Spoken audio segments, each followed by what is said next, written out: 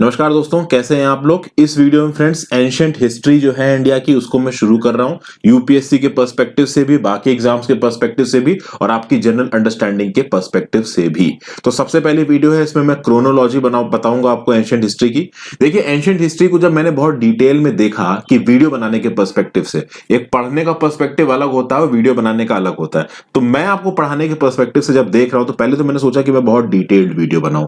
फिर मुझे यह समझ में आया कि एंशिएंट हिस्ट्री का इतनी डेप्थ शायद आप लोग भी सुनने में इंटरेस्टेड नहीं है, इसलिए मैंने सोचा है कि मैं जो बहुत इंपॉर्टेंट चीजें सिर्फ उनको ही कवर करूंगा और बाकी चीजों को छोड़ता चलूंगा जो बहुत ज्यादा डिटेल की हैं। बाद में अगर लगा कि इंपॉर्टेंट होगी तो बीच में कुछ छोटी छोटी वीडियोस बना के उनको भी कवर अप कर देंगे। तो सबसे पहली वीडियो है क्रोनोलॉजी, इसमें मैं आपके साथ डिस्कस करूंगा फ्रेंड्स।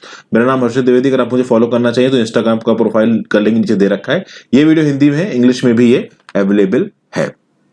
छोटी सी क्रोनोलॉजी है फ्रेंड्स, इसमें मैं एंशिएंट इंडिया की क्रोनोलॉजी बता रहा हूं और मैं एंशिएंट इंडिया को जो एंड करूंगा वो 700 एडी पे एंड करूंगा। यानी 700 एडी से पहले वाला जो हिस्सा होगा वो होगा एंशिएंट हिस्ट्री का, और इसके बाद जो हिस्सा आएगा वो आपका आएगा मीडिवल हिस्ट्री का। मॉडर्न हिस्ट्री की ज्यादातर वीडियोस को मैंने फ्रेंड्स ऑलरेडी अपलोड कर दिया है और मीडिवल हिस्ट्री बाकी है, एंशिएंट हिस्ट्री बाकी है। अगर बात की जाए मीडिवल हिस्ट्री कहां से कहां तक जाएगी तो वो जाएगी आपकी 700 एडी से 1857 एडी तक। ठीक है, 1857 के बाद की ज्यादातर चीजों को मैंने अपने मॉडर्न हिस्ट्री की वीडियोस में कवर कर दिया। 1857 से पहले की भी कुछ चीजों को मैंने कवर किया है।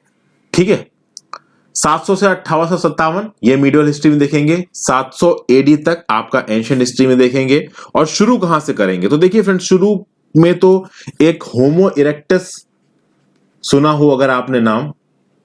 ठीक है, होमो इरेक्टस क्या होते थे, अगर आपके दिमाग में डाउट है तो एक फोटो दिखा देता हूं। ये देखिए, ये होमो इरेक्टस की फोटो है। ये हमारे एंशिएंट पूर्वज बोले जाते हैं फ्रेंड्स। ठीक है, हमसे पहले जो स्पेशीज आप कह सकते हो ह्यूमंस के फॉर्म में जो अवेलेबल थी वो ये हैं।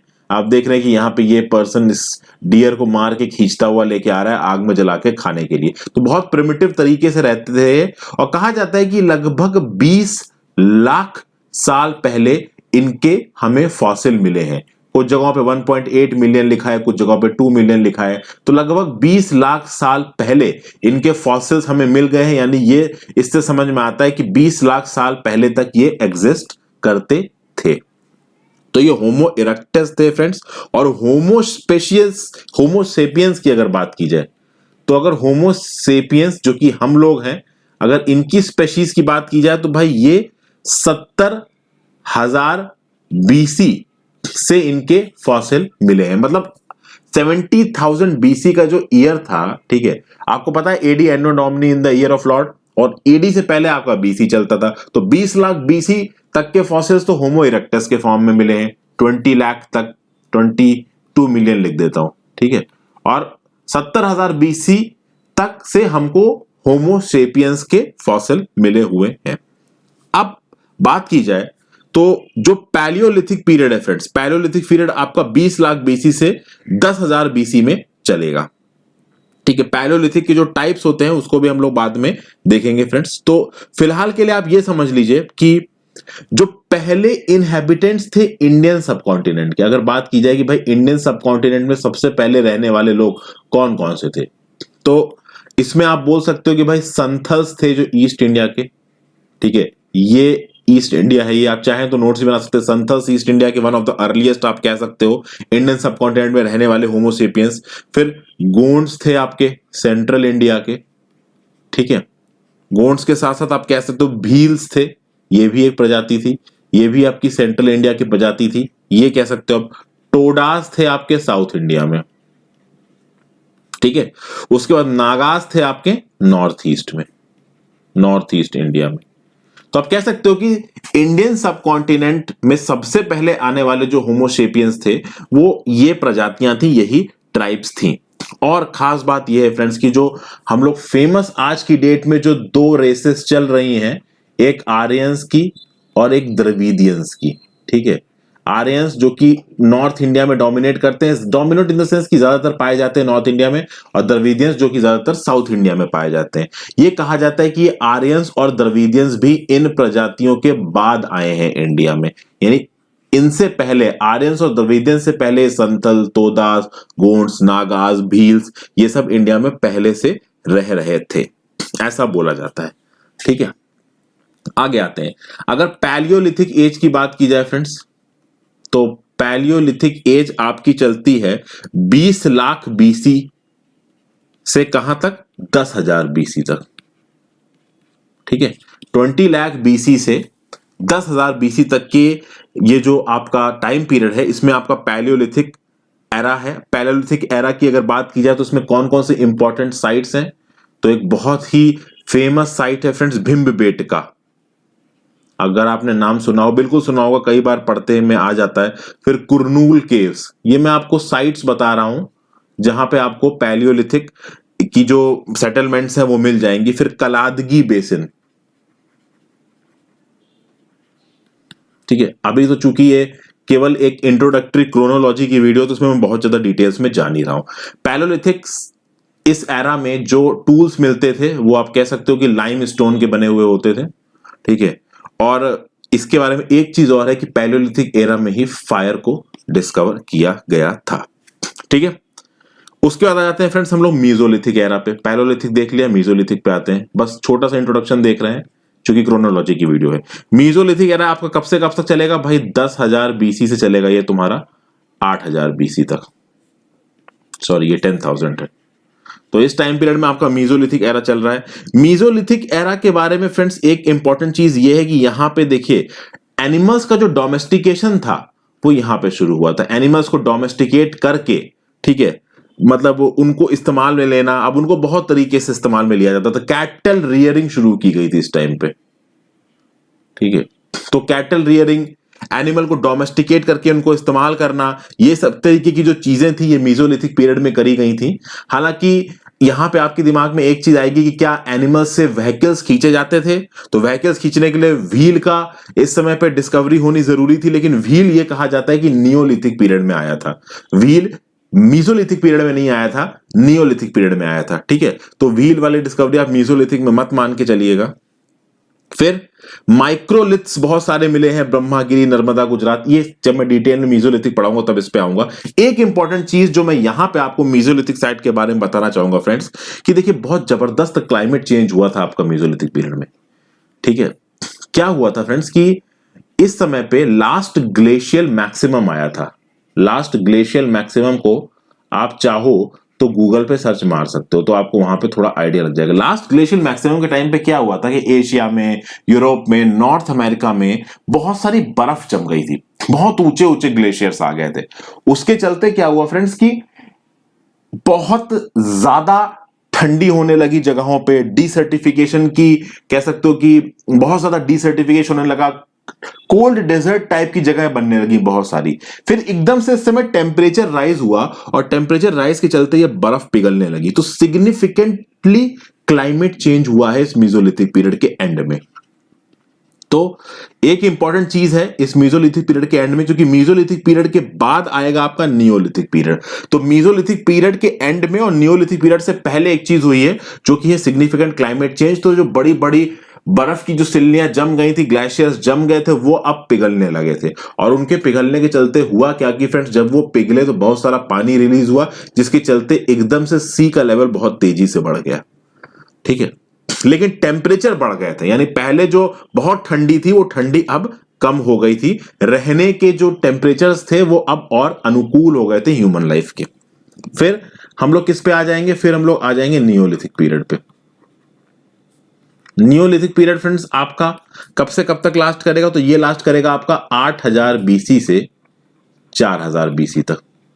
ठीक है, 8,000 ऑफ व्हील, भाई इसी समय व्हील की खोज हुई। एग्रीकल्चर भी आपका इसी समय, अलग अलग तरीके की क्रॉप उगाना, हल्का फुल्का तो क्रॉप उगाना आपका ठीक है शुरू हो गया था बिल्कुल मीजोलिथिक के एंड पे। लेकिन हाँ, ढंग से आपका जो एग्रीकल्चर डिस्कवर हुआ है और प्रोग्रेस हुआ है, इवॉल्व हुआ है, डेवलप हुआ है, वो आपका नियोलिथिक पीरियड में ही हुआ है। इस समय की बहुत इंपॉर्टेंट साइट है जिसका नाम है इनाम गांव, INAMGAON। तो इनाम गांव इस समय की बहुत इंपॉर्टेंट साइट है। और भी बहुत सी मेगालिथिक साइट्स रही है, ब्रह्मगिरी है, अदिनाचलूर है। ठीक है, उनके बहुत ज्यादा तो मैं यहाँ पे नाम नहीं लिखूंगा, और कुछ इंपॉर्टेंट साइट्स के नाम लिख देता हूँ। मास्की है फ्रेंड्स, MASKI। फिर हालूर करके एक जगह है, ये आंध्र प्रदेश में है। तो ये भी एक इंपॉर्टेंट साइट है इस टाइम की। फिर उत्तर प्रदेश की बात करें तो उत्तर प्रदेश में एक साइट है महागरा, MAHAGARA, ये उत्तर प्रदेश में है। ये आपकी एक नियोलिथिक साइट है। फिर एक बहुत ही फेमस साइट है बुरज़ाहोम। बुरज़ाहोम आपका कश्मीर में था फ्रेंड्स, ठीक है, तो ये भी एक इंपॉर्टेंट साइट है नियोलिथिक एरा की।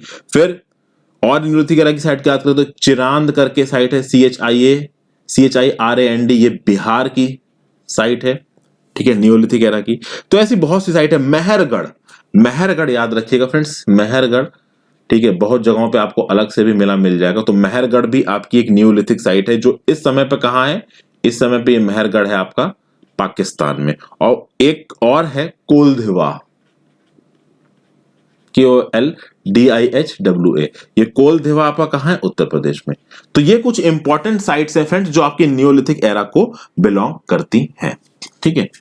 ये देखिए मैंने इतनी आपको इसलिए लिखवा दी, इतना भी लिख के अगर आप याद कर लें तो अच्छा है, चूंकि अगर कोई एंशिएंट हिस्ट्री से रिलेटेड अगर मेंस में क्वेश्चन पूछ लेते हैं तो आप इनको कोट कर लेते हैं, और अगर प्रीलिम्स में इस तरीके का ऑप्शन आता है तो और अच्छी बात है। फिर इंडस वैली सिविलाइजेशन की बात की जाए फ्रेंड्स, बहुत इंपॉर्टेंट टाइम था ये, 2700 से 1900 BC तक के टाइम में था आपका ये इंडस वैली सिविलाइजेशन, ठीक है। कुछ कुछ अलग जगहों पे 50-100 सालों का डिफरेंस हो सकता है, नॉर्मली आप ये मान सकते हो, ठीक है। इसके साथ साथ आप देखिए इंडस वैली सिविलाइजेशन को अलग से देखना पड़ेगा, यहां तो भाई देखा जा नहीं सकता पूरी तरीके से। इंडस वैली सिविलाइजेशन को एक तरीके से ब्रॉन्ज एज भी बोल सकते हैं, तो ब्रॉन्ज एज कहा जा सकता है इसको। क्यों बोलते हैं, कितना हद तक ब्रॉन्ज एज इसमें है कितना नहीं है वो तो डिटेल में जब यहां पहुंचेंगे तभी देखेंगे। फिर एक चाल्कोलिथिक पीरियड आता है, ठीक है। अब ये चाल्कोलिथिक पीरियड क्या चीज है फ्रेंड्स, तो चाल्कोलिथिक पीरियड आप कह सकते हो कि दिस इज कॉपर एज, ठीक है। तो इंडस वैली सिविलाइजेशन, फिर एक हमने एक देखा चाल्कोलिथिक पीरियड जिसको कॉपर एज ही बोला जाता है, इसका जो टाइम है वो है 4000 BC से 1500 BC। अब आप देखिए फ्रेंड्स, ये 4000 BC से 1500 BC है, ये 2700 BC से 1900 BC है। तो चाल्कोलिथिक पीरियड और इंडस वैली सिविलाइजेशन का जो पीरियड है वो कुछ हद तक एक दूसरे के साथ इंटरफियर कर रहा है, इसलिए कहते हैं कि भाई चाल्कोलिथिक पीरियड का कुछ पार्ट ब्रॉन्ज एज को भी बिलोंग करता है। डिटेल्स जब इस पे आएंगे तब देखेंगे। फिर आ जाते हैं फ्रेंड्स आयरन एज पे। आयरन एज फ्रेंड्स आपकी चलती है 1500 BC से 200 BC तक, ठीक है। इसमें बहुत इंपॉर्टेंट चीजें हुई। वैदिक पीरियड यहां पे आया, अराइवल ऑफ आर्यंस, भाई आर्यंस की एंट्री हुई सब कॉन्टिनेंट में और उन्होंने जीतना शुरू किया, पुराने इंडस वैली सिविलाइजेशन के लोगों को उन्होंने खदेड़ दिया, ऐसे बोला जाता है। देखिए इंडस वैली सिविलाइजेशन कैसे खत्म हुई इस बात पे एक बहुत बड़ा विवाद है। बहुत सारे लोग बोलते हैं कि आर्यंस ने उनको मार दिया, बहुत सारे लोग बोलते हैं कि जो रिवर्स की स्ट्रीम थी उन्होंने अपने कोर्स को बदल लिया जिसकी वजह से उन रिवर की स्ट्रीम के किनारे ये जो बनी हुई थी हैबिटेशन ये तबाह हो गई। तो बहुत से उसके रीजंस हैं, वो सब हम देखेंगे पढ़ाई करते वक्त जब हम इसको डिटेल पे जाएंगे। फिर इसी आयरन एज में भाई हिंदूज की जो इंपॉर्टेंट बुक्स थी जैसे वेद पुराण, इन सबको लिखा गया इसी टाइम पे। जैनिज्म और बुद्धिज्म का जो उदय हुआ है वो आयरन एज में ही हुआ है, ठीक है। गौतम बुद्धा महावीर स्वामी ने आके जैनिज्म बुद्धिज्म को उठाया। महाजनपदास, ठीक है, महाजनपदास क्या होते हैं ये भी हम लोग बात करेंगे। महाजनपदास को बहुत अलग से देखना पड़ेगा। मगध अंपायर, ठीक है, मगध अंपायर क्या था इसको देखेंगे। मगध अंपायर में भाई बहुत सारी चीजें हुई हैं, देखिए यहां तो मैं नहीं बताऊंगा आपको। बिंबिसार थे, ठीक है, अजात शत्रु आए, फिर उसका शिशुनाग डायनेस्टी आई। तो ये जो बिंबिसार और अजात शत्रु, ये जो शिशुनाग डायनेस्टी, ये जो पूरी लीनियज चली जा रही थी ना फ्रेंड्स, ये इस समय की जो ये डायनेस्टी हुआ करती, जैसे हरिण्यका डायनेस्टी हो गई, शिशुनाग डायनेस्टी हो गई, ये डायनेस्टीज फेमस ही इसलिए थी क्योंकि इसमें जो राजा होता था ना, जो बेटा होता था ना, वो अपने राजा फादर को मार के गद्दी पे बैठता था। तो मतलब एक फैशन सा बन गया था इन डायनेस्टीज के टाइम पे कि अपने पिताजी को मार के ही ये गद्दी पे बैठेंगे, मतलब गद्दी इनके लिए सब कुछ हो गई थी और किसी चीज की कोई वैल्यू नहीं रह गई थी। फिर नंदा डायनेस्टी की बात करेंगे फ्रेंड्स। अलेक्जेंडर आया, हार गया, इसकी बात करेंगे, ठीक है। उसके बाद फ्रेंड्स आएगा आपका मौर्यन अंपायर, ठीक है, और मौर्यन अंपायर में आपके आएंगे अशोक, ठीक है। तो लेकिन अशोक पहले नहीं आएंगे, पहले आएंगे चंद्रगुप्त मौर्य, तार आए और फिर अशोक आए। तो भाई इन्होंने कैसे कैसे राज किया इसके बारे में हम लोग बात करेंगे। उसके बाद मौर्यन किंगडम के बाद कौन सी डायनेस्टी आई, मौर्यन किंगडम के बाद भाई सुंगा आए। सुंगा के बाद आपका कानवा आए, ठीक है, कानवा के बाद सतवाहनास आए, सतवाहनास ये भी इंपॉर्टेंट है फ्रेंड्स बहुत। सतवाहनास के बाद आपका पार्थियंस आए, इंडो ग्रीक्स आए, शक आए, कुषाण आए, ठीक है। ये सब एक वीडियो में नहीं, बहुत सारी वीडियोस बनानी पड़ेंगी इन चीजों के लिए फ्रेंड्स। फिर भाई गुप्ता किंगडम, जो गोल्डन एरा था हमारी एंशिएंट हिस्ट्री का, वो आया। गुप्ता किंगडम आपका 300 से लगभग 800 एडी के टाइम पे चला है ये गुप्ता किंगडम। एग्जैक्ट डेट जब मैं पढ़ाऊंगा तब बताऊंगा। और गुप्ता किंगडम के बाद कौन कौन आया, तो भाई हर्षवर्धन की बात करूंगा मैं, फिर वकतकास की बात करूंगा, पल्लवास की बात करूंगा और चालुक्यास की बात करूंगा। और उसके बाद फ्रेंड्स आपका मीडिवल इंडिया शुरू हो जाता है। मीडिवल इंडिया में भी बहुत इंपॉर्टेंट रूलर्स है, पाला है, राष्ट्रकूटा है, आपका चोलास हैं, प्रतिहारास हैं, गुर्जर प्रतिहारास। उस समय पे ही मुस्लिम इन्वेजन शुरू हुआ था इंडिया में 712 एडी के अराउंड। तो पूरी स्टोरी के फॉर्म में हम लोग देखेंगे। तो आई होप आपको वीडियो पसंद आएगी फ्रेंड्स। तो ये क्रोनोलॉजी की वीडियो थी। अगर इसको पसंद आया हो तो प्लीज अपने दोस्तों के साथ शेयर कर दीजिए फ्रेंड्स, अपनी इंस्टाग्राम फेसबुक प्रोफाइल पे शेयर कर दीजिए, उससे काफी मदद मिल जाएगी। और पढ़ते रहिए friends. Thank you and good bye.